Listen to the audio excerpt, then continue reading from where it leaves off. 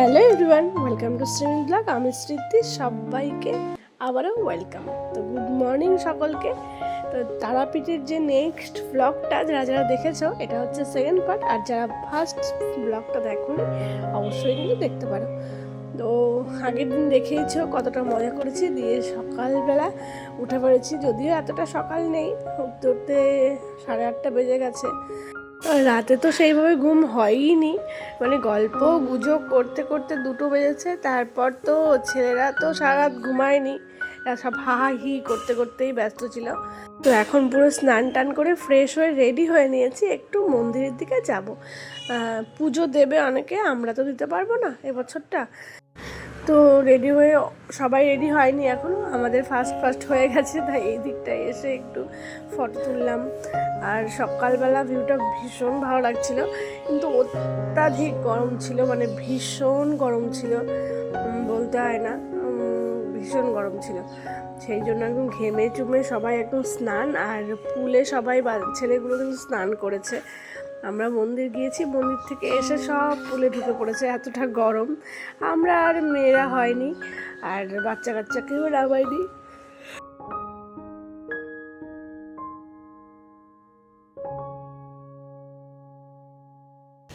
বলা যাচ্ছে না, রোদ।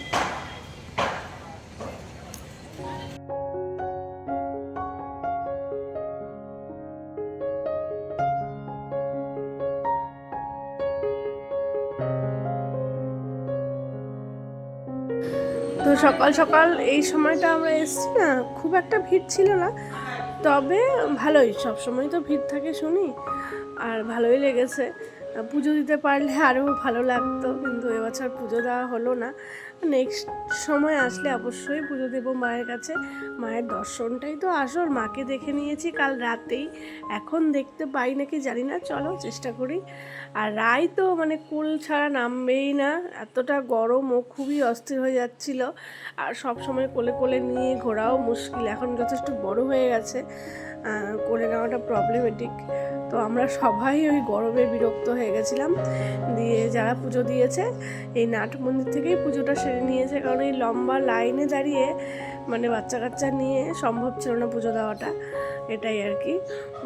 তো পুজো দেওয়া আমাদের কমপ্লিট হয়ে গেছে, এখন কিন্তু আমরা বেরিয়ে যাব। এখন হোটেলের রুম আমাদের 12টার সময় ছাড়তে হবে, তার আগেই সব আমরা ফ্রেশ ট্রেশ হয়ে চেঞ্জ করে একদম বেরিয়ে যাব। ছেলেরা কি করেছে, এখান থেকে গিয়ে আবার সে বললামই তোমাদের পুলে নেমে পড়েছে সব একদম। আবার টুকটাক কিছু সকালেও কিনেছি, এই ব্যাগগুলো ভীষণই ভালো লেগেছে, সবাই আমরা এই ব্যাগগুলো কিনেছি একে কিন্তু গিফট করার জন্য।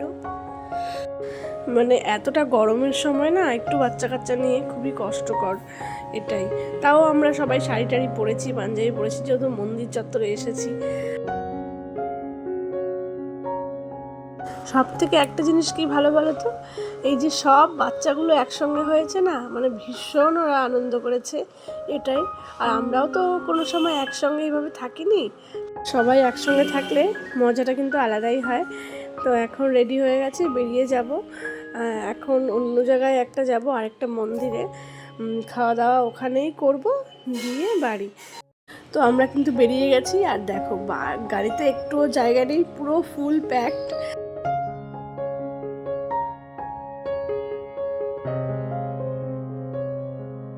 আর মাঝ রাস্তায় এসে দেখো কি অবস্থা, আরে দেখো অমিত আমার ব্যাগটা নিয়েছে, সেই জন্য আমি ভিডিও করছি। তো এখানে আবার গাড়ি আমাদের একটু টায়ার পাংচার হয়ে গেছিলো, এখানে লেট হলো অনেকটা। আর এই গরমের মধ্যে রাস্তায় দাঁড়িয়ে থাকা কতটা কষ্টকর, বাপরে। আর এখানে একটা ছোট্ট মায়াপুরের মতো স্কন আছে, এখানে এসছি আমরা। আর এত গরমে সবাই পুরো একদম মানে ল্যাদ খেয়ে গেছে, গরমে আর ভাল লাগছে না।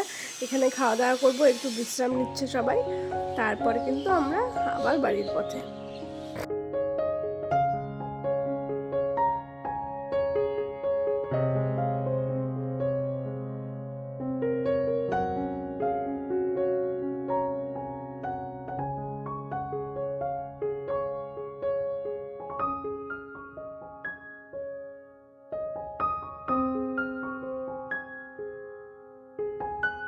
তো এখানে আগে আমাদের কুপন কাটা ছিল, তো সবাই কিন্তু এখানেই প্রসাদ নিলাম। নিরামিষ খুব ভালো খাবার ছিল, মানে মোটামুটি খিদের সময় অনেকটাই ভালো লেগেছে, এটাই আর কি। আর প্রসাদ তো অবশ্যই ভালো, যেমনই হোক সেটা।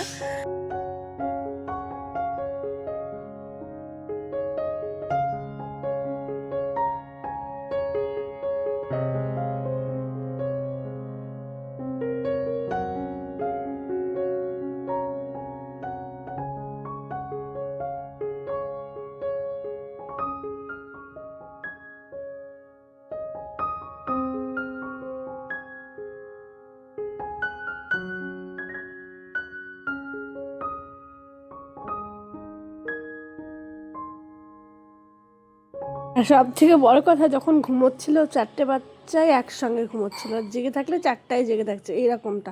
আর রায় বেশিরভাগটাই গাড়িতে ঘুমিয়েছে, রায় গাড়িতে চাপলেই না ঘুমিয়ে যায়।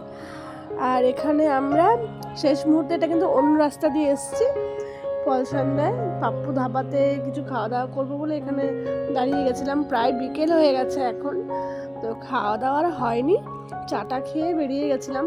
ততক্ষণে সবার হালুয়া খারাপ হয়ে গেছে, কেউ বমি করছে, কেউ এটা ওটা।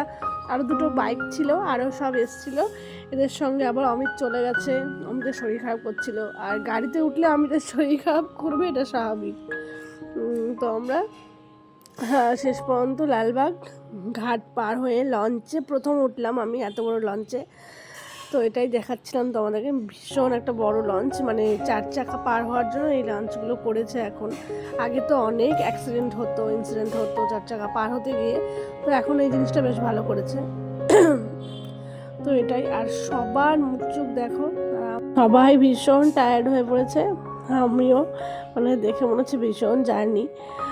গরমের জন্য এরকমটা বেশি হয়েছে, এটাই আর কি।